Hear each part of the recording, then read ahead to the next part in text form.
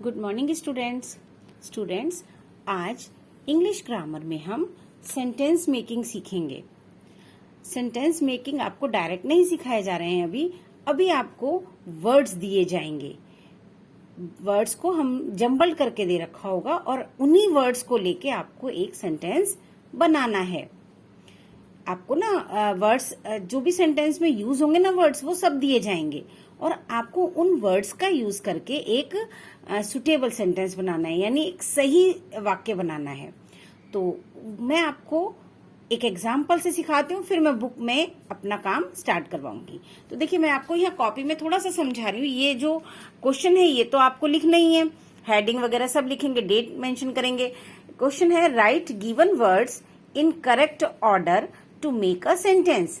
Right होता है लिखिए, गिवन वर्ड्स होते हैं दिए हुए शब्दों को लिखो इन करेक्ट ऑर्डर, सही क्रम में, यानी तरीके से लिखो। क्या करने के लिए? टू मेक अ सेंटेंस, एक सेंटेंस बनाने के लिए दिए गए शब्दों को सही तरीके से लिखो। तो मैं आपको ना यहां से सिखा रही हूं। मैंने एक एग्जाम्पल लिया है, मैंने लिया है इज नॉटी के साथ फुल स्टॉप दिखाई दे रहा है आपको, द बॉय।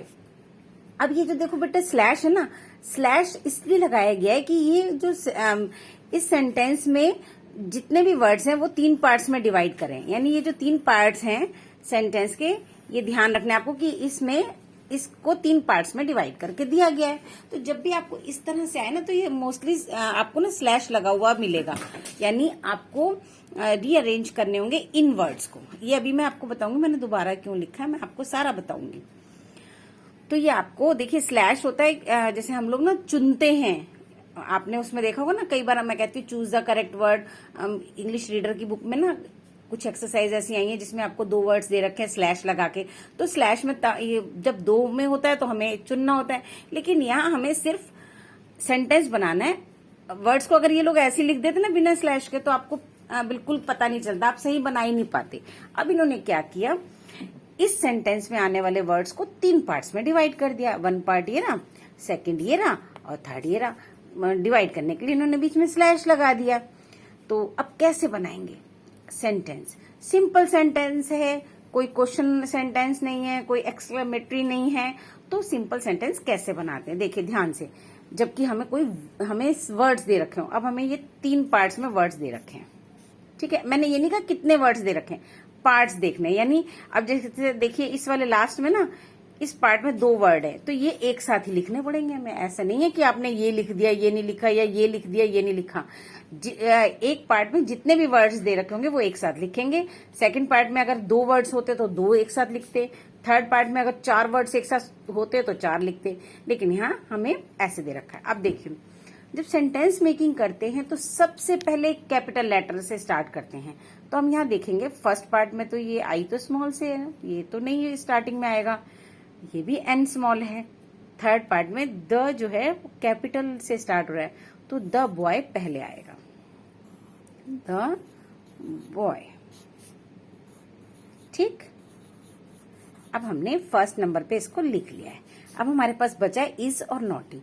तो देखिए, अब ध्यान रखना बेटा, अब जो अभी ना आपको आगे वर्ब्स पढ़ाई जाएंगी। वर्ब्स होता है कि कोई जो भी काम किया जा रहा होता है ना, उसको हम इंग्लिश में उसको लिखने के लिए जो भी वर्ड इस्तेमाल करते हैं। जैसे इस समय मैं आपको पढ़ा रही हूँ, मैं टीच कर रही हूँ आपको, ठीक है। टीच करना होता है पढ़ाना, तो मैं क्या काम कर रही हूँ? टीच करने का। तो टीच जो है एक वर्ब है। आप क्या कर रहे हो? आप सीख रहे हो, लर्न कर रहे हो, है ना। मुझसे आप सीख रहे हो, तो आप क्या काम कर रहे हो? लर्न करने का। तो लर्न भी एक वर्ब है, यानी आप भी कुछ काम कर रहे हो, मैं भी कुछ काम कर रही हूँ। फिर अब देखिए, मैं होल्ड कर रखा है, मैंने अपना मोबाइल होल्ड करा हुआ है, तो मैंने एक काम और कर रही हूँ, होल्ड करने का कर रही हूँ, तो होल्ड भी वर्ब है। मैं एक और काम कर रही हूँ, मैं बोल रही हूँ ना, स्पीक, तो स्पीक भी वर्ब है। तो जो भी हम काम करते हैं उसे वर्ब कहते हैं। अब यहाँ पे ये जो बॉय है, ये कोई काम कर रहा है? यहाँ तो कुछ नहीं ऐसा मेंशन है, कुछ नहीं मेंशन है, कोई काम तो इसका दिखाया है, बताया ही नहीं इन्होंने।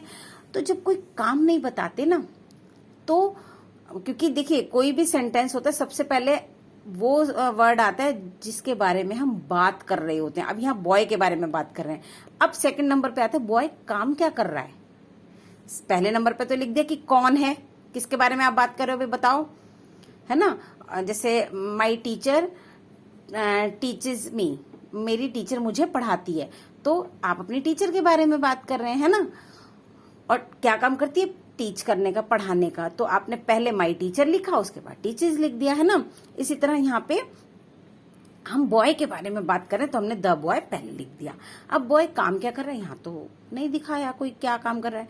तो जब कोई काम नहीं होता ना बेटा, तब उस समय हम हेल्पिंग वर्ब यूज करते हैं।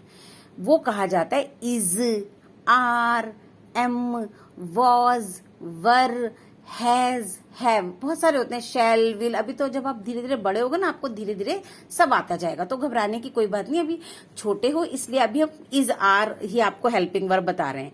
इज भी हेल्पिंग वर्ब है और आर भी हेल्पिंग वर्ब है। जो बीच में यूज होता है तो इस तरह से लिखते हैं, है ना। और स्टार्टिंग में क्वेश्चन सेंटेंस लिखेंगे तो इस तरह से होगा।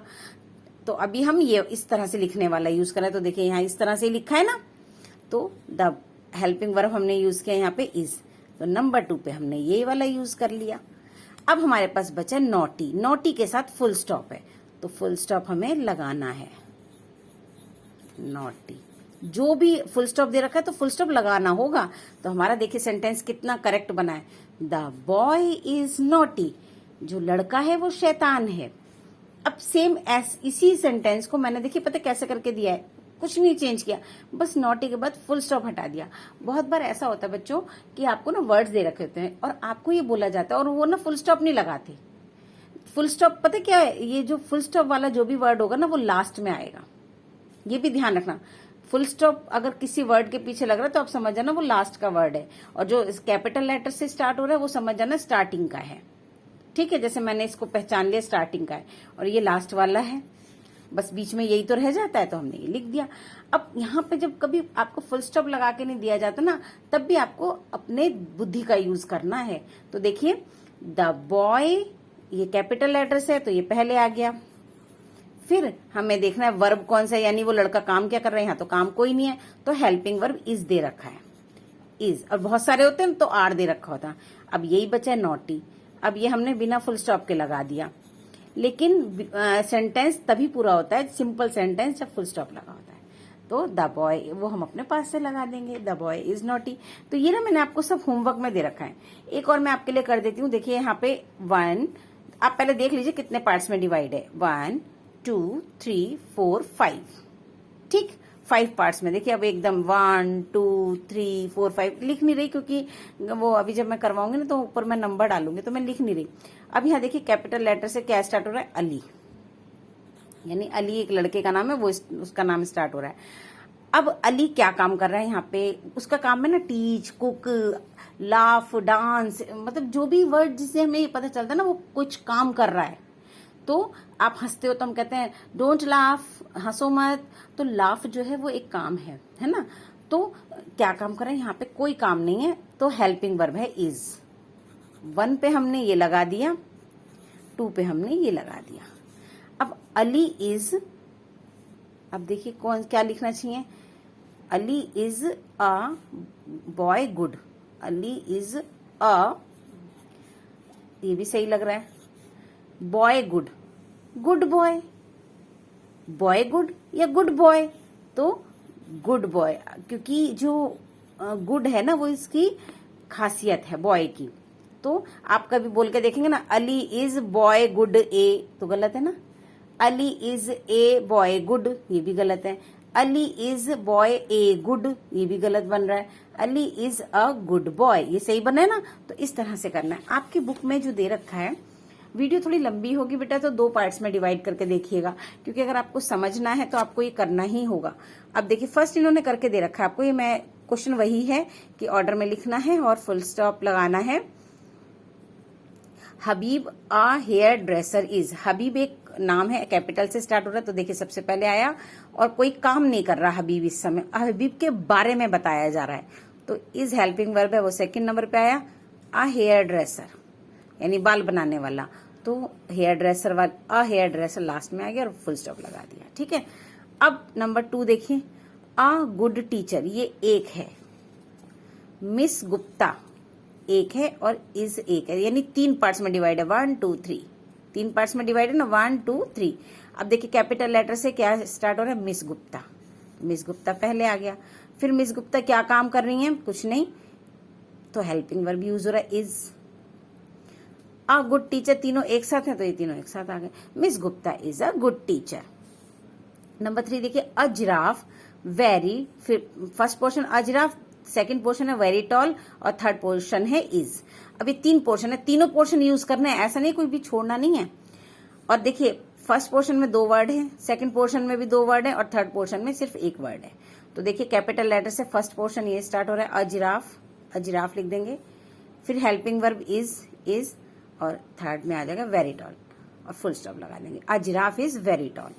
नंबर 4 है इज गोलू वेरी हैप्पी, ये भी 3 पार्ट्स में डिवाइड है, इज गोलू वेरी हैप्पी। तो गोलू नाम है, जी कैपिटल से स्टार्ट हो रहा है, गोलू, फिर is very happy, full stop लग गया। इज जू वेरी बिग, 3 पार्ट्स में डिवाइड है, तो द जू पहले आ जाएगा, फिर उसके बाद इज, फिर उसके बाद वेरी बिग। बहुत इजी है। मैंने ना ये जो गुड टीचर वाला है ना, ये गुड बॉय वाला, ये मुझे थोड़ा सा अब लग रहा है कि अब गुड बॉय एक साथ लिखना चाहिए था, तो आपको थोड़ी आसानी हो जाती। ये ना आपको शायद मैंने 5 पोर्शन कर दिए हैं, तो उसमें आप थोड़ा कंफ्यूज हो गए कॉपी वाले में। अब देखिए 6 नंबर क्या है, इज द पिजन हंग्री, क्योंकि अभी आप छोटे तो आपको इसी तरीके से देना था, मैंने वो थोड़ा सा जैसे तो ना आपके लिए थोड़ा सा प्रॉब्लमेटिक मैंने दे दिया है, तो कोई बात नहीं, आगे मैं ध्यान रखूंगी। इज द पिजन हंग्री, अब द पिजन कैपिटल, देखिए कैपिटल से स्टार्ट हो रहा है, द और पिजन इसके साथ है तो एक साथ लिखेंगे। फिर है इज, तो इज हंग्री और full stop. In the pond first portion, second portion are और थर्ड है राजू एंड काजू, तो राजू एंड काजू वाला ही कैपिटल से स्टार्ट हो रहा है, राजू एंड काजू। अब सेकंड में इज नहीं है तो आर लगेगा, आर इन द पॉन्ड। ये बच्चे ने ना पूरा नहीं लिख रखा, कोई बात नहीं, ये हो जाता है, ठीक है, इन द पॉन्ड। फिर है नंबर 8 है ऑन संडेज, एक पोर्शन, रवि दूसरा, एट होम तीसरा और इज चौथा, 4 पोर्शन आ गए। तो देखिए रवि कैपिटल से स्टार्ट हो रहा है, रवि, फिर is Ravi is at home, Ravi घर पर है, ऑन संडे, संडेज को घर पे होता है, यानी जो संडे होते हैं उस दिन वो घर पे होता है। इजी है ना। फिर भी अगर आपको प्रॉब्लम लगती है तो आप मुझसे पूछ लीजिएगा। अब यहाँ देखिए पिक्चर है, ये आपको खुद करना है। यहाँ पे फिर भी ये देखिए पिक्चर्स के according first picture, second picture, मैं इसकी पिक भेज दूंगी आप, लेकिन पहले आप खुद करेंगे, उसके बाद मैं आंसर की के तौर पे भेजूंगी इसको, तो वो आपको करना होगा। अब देखिए मैंने शायद, मैं देख लेती हूँ, मैंने अब इस समय जो बनाए हैं वो आपके अकॉर्डिंग ही बनाए हैं। वेरी बिग, फुल स्टॉप लगा, the zoo is the cow hungry, is happy she, ध्यान से करिएगा, read the frock in colour is. अब देखिए जो कैपिटल लेटर से स्टार्ट हो रहा है ढूंढिएगा, वो सबसे पहले, फुल स्टॉप वाला सबसे बाद में, और जो बचेगा वो बीच में। तो आपको थोड़ी सी आसानी होगी, बाकी आपको समझ नहीं आए तो आप मुझे बता दीजिएगा, मैं दोबारा से समझा दूंगी।